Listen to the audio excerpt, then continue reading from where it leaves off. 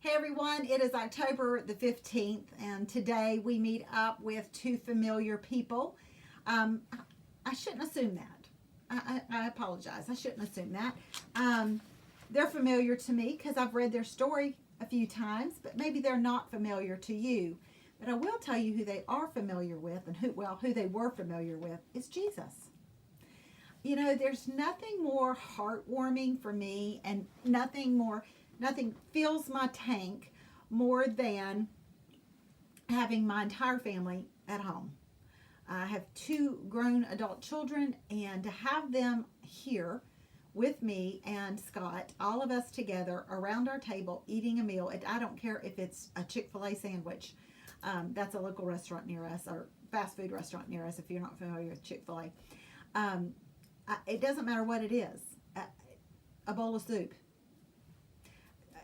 It just warms my heart. That's the greatest thing that just on this earth that warms me. The second, that's a really close second, is when I just can catch up with some friends. I connect with my friends, whether it's my fabulous 5 girls that we're together. I'm the 5th. We have 5 of us.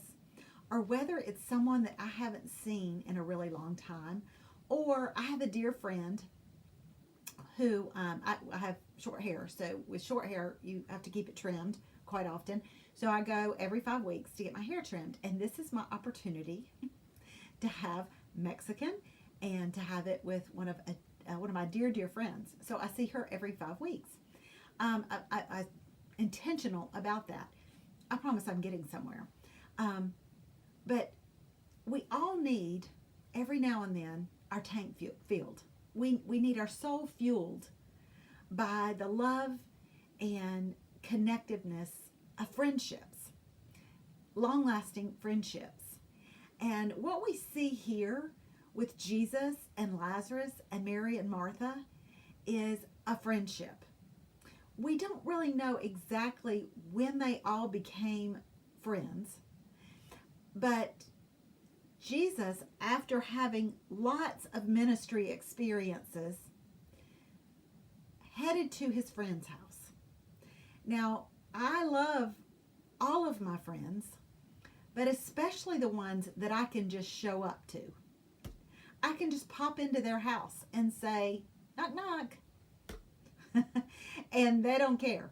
They might not have their makeup on, their hair done. They might be in their bed pants, which are pants that we sleep in, bed pants. Sweatshirts. They might be sitting out on their back porch drinking a cup of coffee. But I can just show up.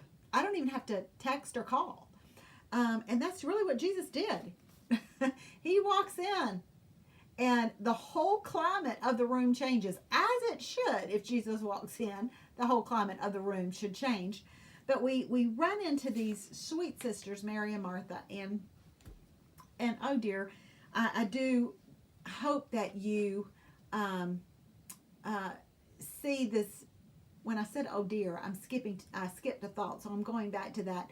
The dear comments and conversation that happened between Mary, Martha, and Jesus just a few chapters over, when something really, really tragic happens to their brother.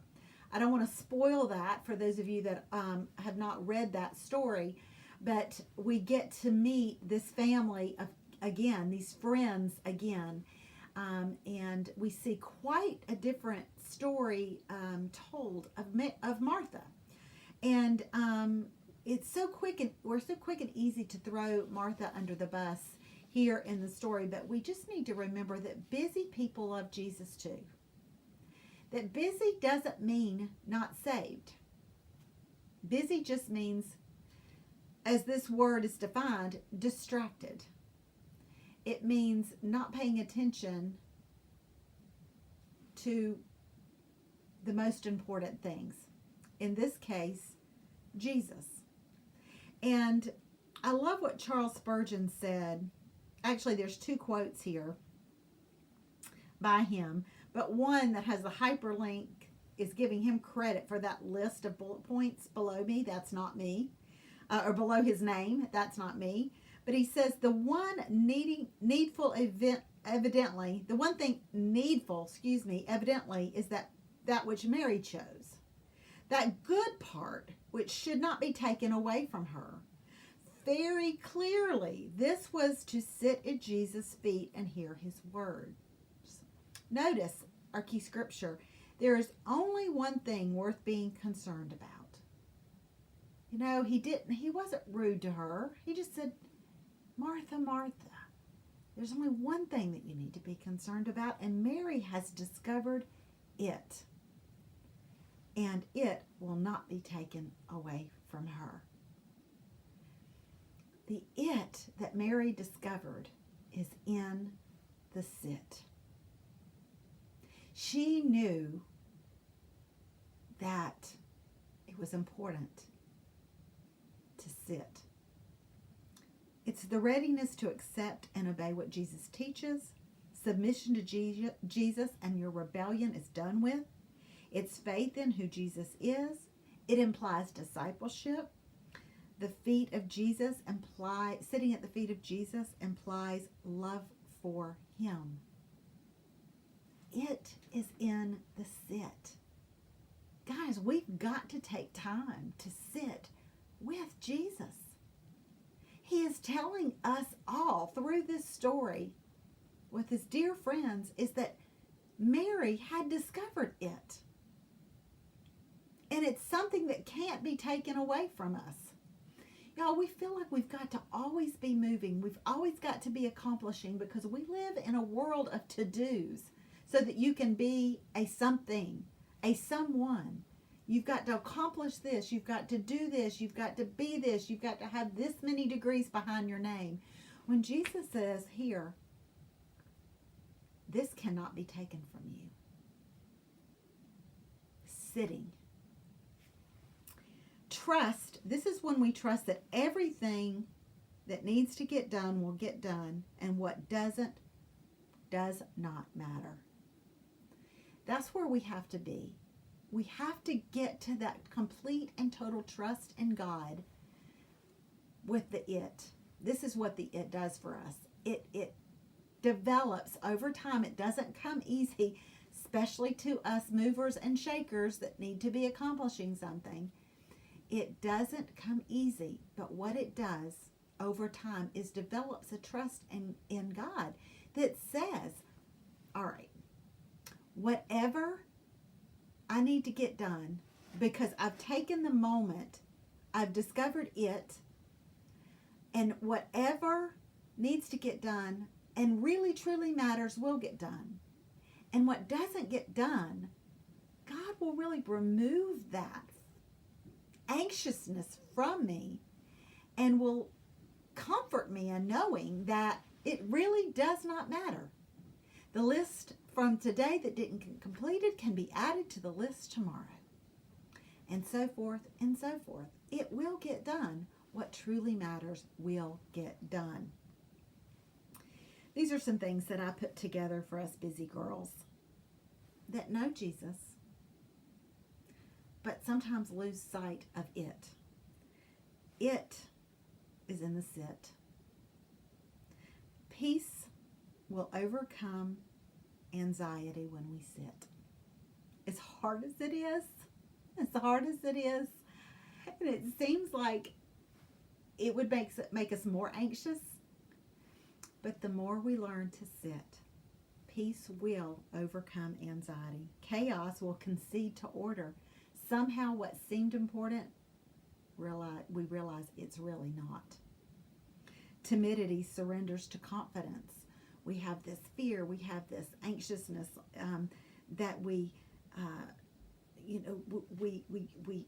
got to be doing something to prove that we are someone.